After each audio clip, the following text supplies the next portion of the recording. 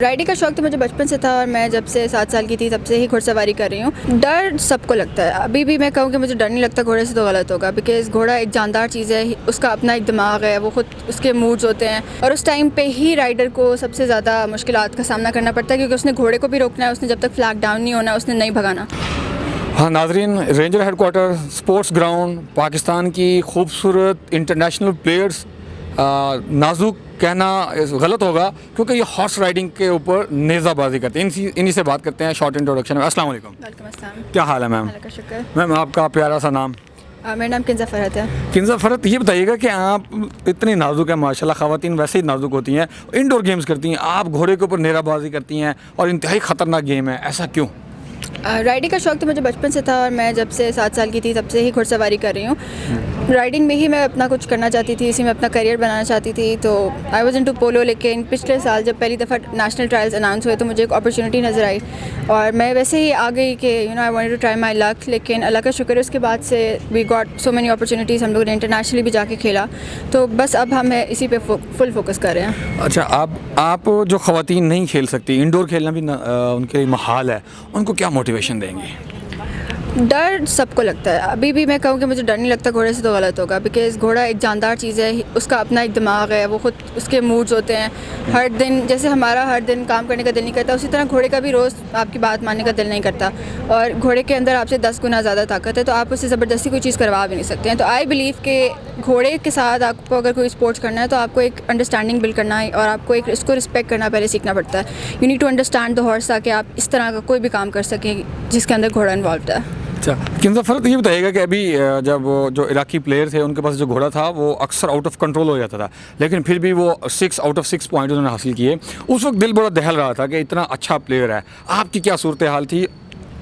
असल में जो देसी घोड़ा होता है जो हम नेज़ाबाजी के लिए इस्तेमाल करते हैं वो वैसे ही थोड़ा सा वार्म हेडेड होता है। वो जब जाता है लाइन के ऊपर और जब खड़ा होता है स्टार्टिंग पॉइंट पे, उसे पता है उससे भागना है और उस टाइम पे ही राइडर को सबसे ज़्यादा मुश्किलात का सामना करना पड़ता है, क्योंकि उसने घोड़े को भी रोकना है, उसने जब तक फ्लैग डाउन नहीं होना उसने नहीं भगाना।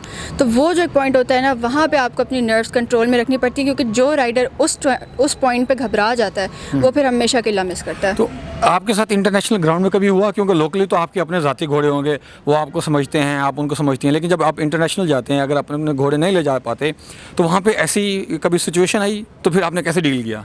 असल में जहाँ भी हम जाते हैं किसी भी इवेंट के लिए तो वहाँ पे घोड़े आपको लकी ड्रा में दिए जाते हैं, तो कोई भी अपना घोड़ा नहीं लेकर जाता है, तो व्हेनेवर यू गो तो इट्स ऑन लक। तो जब हम लोग बाहर भी गए तो वहाँ पे अरब घोड़े थे और अरब घोड़ों पे हमारा कोई एक्सपीरियंस नहीं, तो ऑब्वियसली हमें मुश्किलात फेस हुई, क्योंकि उनकी चाल वगैरह उनका टेम्परामेंट काफ़ी डिफरेंट है देसी घोड़ों से। लेकिन वही बात है कि at least at the end of the day वो घोड़ा ही है और समवट आपकी कहते हैं आदतें वगैरह सारी चीज़ें तो सेम ही हैं। तो इसके लिए आपको आई थिंक राइडिंग को सबसे पहले मद्देनज़र रखना चाहिए कि आप अपनी राइडिंग स्ट्रॉन्ग करें ताकि कोई भी घोड़ा आ जाए आप एटलीस्ट गेम में अच्छे रहें। बिल्कुल। किंज़ा, आप अपने आप को फ्यूचर में कहाँ पर देखती हैं? अभी तो मैंने फ़िलहाल नेज़ाबाजी स्टार्ट किया, मुझे 1 साल भी नहीं हुआ। आई बिलीव कि अभी तो मैं ख़ुद एक बिगिनर फेस पे हूँ, लेकिन आगे इंशाल्लाह I really want to take this game forward और मैं चाहती हूँ कि मैं पाकिस्तान के लिए आगे भी खेलूँ और इस गेम को आगे एज अ करियर भी लेके जाऊँ। अच्छा, जो ख़वातीन नेज़ाबाजी में आना चाहती हैं, उनको प्रॉब्लम्स हैं या जो घोड़ा जो नहीं रख सकती, तो वो उनको क्या आप मैसेज देंगी कि वो किस तरह अपनी गेम को परसू कर सकें? ऑब्वियसली मेरे पास भी अपना घोड़ा नहीं है एंड आई अंडरस्टैंड कि एक लड़की के लिए घोड़ा रखना या इस तरह का कोई भी स्पोर्ट्स करना बहुत मुश्किल काम है अगर आपकी फैमिली में ये चीज़ नहीं चलती आ रही।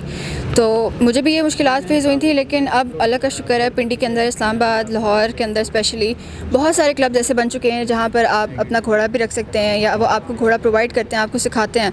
तो इसलिए अब आई थिंक जो भी लड़कियाँ ये करना चाहती हैं आप अपने आसपास देखें, आपको ज़रूर कोई इस तरह का क्लब मिल जाएगा जो आपको घोड़ा भी देगा, आपको राइडिंग भी सिखाएंगे और इस तरह की अपॉर्चुनिटीज़ भी आपको प्रोवाइड करेंगे कि आप अपने स्किल्स को पॉलिश कर सकें और आप और इस चीज़ को आगे निखार के फिर आगे नेशनल ट्रायल्स के लिए भी आपको तैयार कर सकते हैं वो लोग। जी किंज़ा फ़रहत, आपका बहुत शुक्रिया। नाज़रीन, बड़ा खूबसूरत मैसेज दिया है कि अगर आप मोटिवेटेड हैं तो आप अपनी गेम को कंटिन्यू कर सकते हैं और मुल्क को कौम का नाम रोशन कर सकते हैं। मुश्किलात तो आनी जानी है और यही ज़िंदगी का हिस्सा है।